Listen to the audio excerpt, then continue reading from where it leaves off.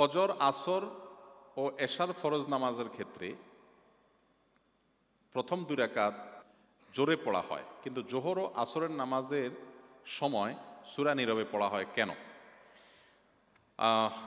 এই প্রশ্নের উত্তর হলো, আল্লাহ রাব্বুল আলামিন কেন আমাদেরকে কোন কাজটি করতে বলেছেন, কেন কোন কাজ নিষেধ করেছেন, সেটার সত্যিকারের উত্তর আল্লাহ তাআলা ভালো জানেন।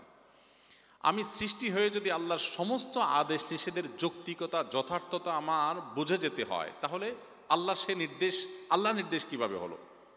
আল্লামা ইকবালের একটা কবিতার অংশ আছে, আমি একাধিকবার বিভিন্ন জায়গায় বলেছি, জু সমঝ মে আ গই ও ফের খুদা কেউ কর হুয়া। যার সমস্ত নির্দেশের যৌক্তিকতা আপনি রপ্ত করে ফেলতে পেরেছেন, ক্যাপচার করে ফেলতে পেরেছেন, তাহলে তিনি আবার আল্লাহ হলেন কিভাবে?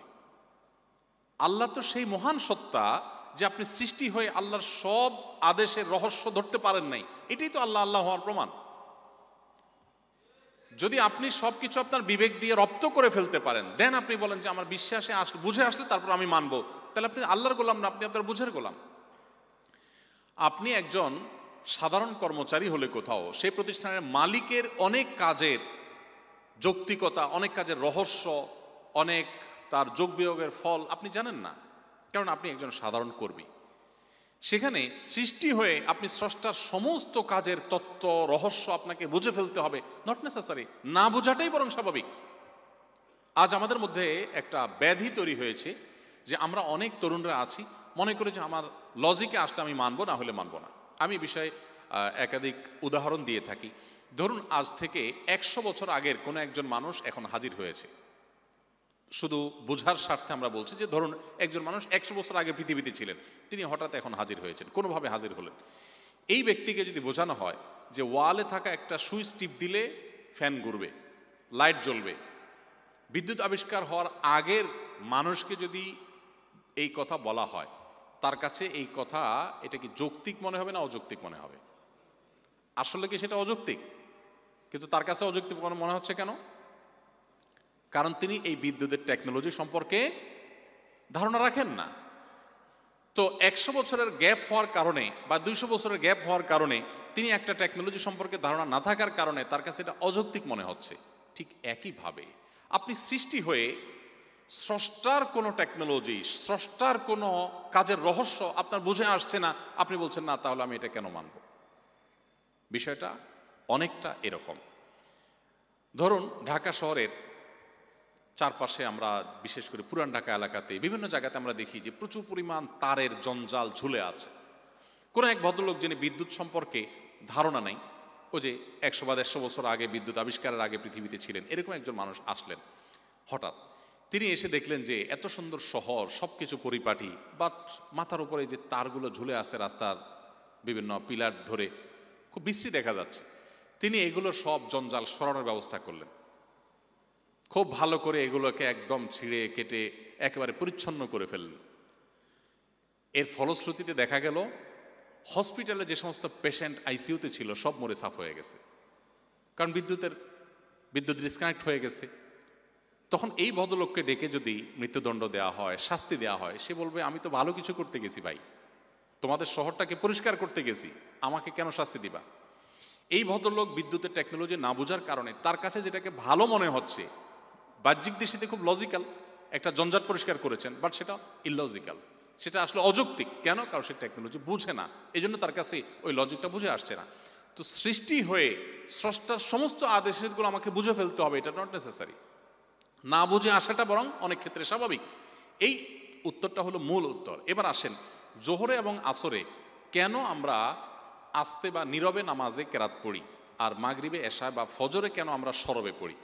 তো এই সম্পর্কে অনেক ওলামা একরামগণ অনেক উত্তর দিয়েছেন। এর মধ্যে একটা উত্তর হলো যে দিনের বেলা মানুষ কোলাহলে থাকে, কাজে ব্যস্ত থাকে, ব্যবসা বাণিজ্যে থাকে, এই কারণে মানুষের মনোযোগ ধরে রাখাটা ডিফিকাল্ট হয়। সেজন্য দিনের বেলায় মনে মনে সূরা কেরাত পড়ার নির্দেশ আল্লাহ তাআলা করেছেন, যাতে করে মানুষ তার মনোযোগকে ধরে রাখতে পারে। এবং নীরবে যে কোনো কিছু পাঠ করলে তুলনামূলকভাবে মনোসংযোগ ধরে রাখা সহজ। আর রাতের বেলা যেহেতু কোলাহলমুক্ত পরিবেশ থাকে, কোলাহলমুক্ত পরিবেশে সে মন খুলে উচ্চ আওয়াজে বা সরবে যখন কোরআন কারীমের তেলাওয়াত করে, সূরা কেরাত পড়ে, নামাজ পড়ে, তখন সেটা তার জন্য তুলনামূলকভাবে সহজ হয়, পরিবেশটা তার জন্য অনুকূল থাকে দিনের পরিবেশের তুলনায়। কোলাহলের পরিবেশে মনে মনে যখন তিনি মুখে যখন নীরবে যখন তিনি সূরা কেরাত পাঠ করেন, তখন তার মনোযোগটা ধরে রাখাটা তুলনামূলকভাবে সহজ হয়।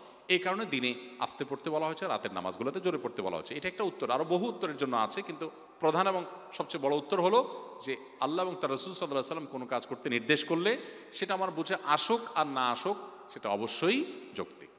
রুমে নামাজ পড়ার সময় সামনে চেয়ার রাখলে, চেয়ারের সামনে যদি কেউ হেঁটে যায় তাহলে কি নামাজ হবে কিনা, অথবা সামনে কি রাখা উচিত?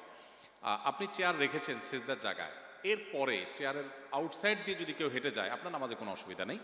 আর যদি মাঝখান দিয়ে কেউ হেঁটে যায় তাহলে হাদিসের নির্দেশ হলো তাকে সাইজ করতে হবে নামাজের মধ্যেই। নবী সাল্লাল্লাহু আলাইহি ওয়াসাল্লাম বলেছেন, কেউ যদি নামাজি ব্যক্তির সামনে দিয়ে হাঁটে সে যেন তার সাথে লড়াই করে। এখানে লড়াই করা মানে তাকে যেন থামায়।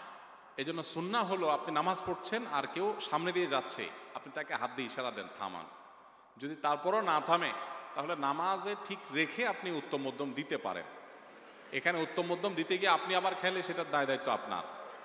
আমি একবার মদিনাতে মসজিদে নববীতে এই দৃশ্যটা চোখের সামনে দেখার সুযোগ আমার হয়েছে জীবনে। হাদিস পড়েছি বইয়ে বহুত, কিন্তু এটার আমল অ্যাপ্লিকেশন কখনো দেখিনি। তো ওখানে আমি দেখেছি এক অ্যারাবিয়ান ভদ্রলোক নামাজ পড়ছে রিয়াদুল জান্নাতে মদিনাতে। তখন রিয়াদুল জান্নাহ ওপেন ছিল সবার জন্য। তো রিয়াদুল জান্নাতে অনেক ভিড় থাকে, কেউ কোনো দিক খেয়াল করে না। তো এক লোক তার সামনে দিয়ে যেতে নিয়েছে, উনি নামাজে দাঁড়ানো অবস্থাতে এভাবে হাত দিয়ে প্রথমে বাধা দিয়েছেন। লোকটা কেয়ার করে নেই, আবারও যাওয়া নিয়েছে, লোকটা আবার বাধা দিয়েছে, আবারও যখন যাওয়ার সে চেষ্টা করেছে, এরপরে তার ওই শার্টটাকে ধরে একটা মোচড় দিল নামাজের মধ্যেই। ওই বেচারা পড়ে গিয়ে তারপরে অন্যদিক চলে গেছে। আমি চিন্তা করলাম আমাদের দেশে হলে এখানে একটা যুদ্ধ বেঁধে যেত।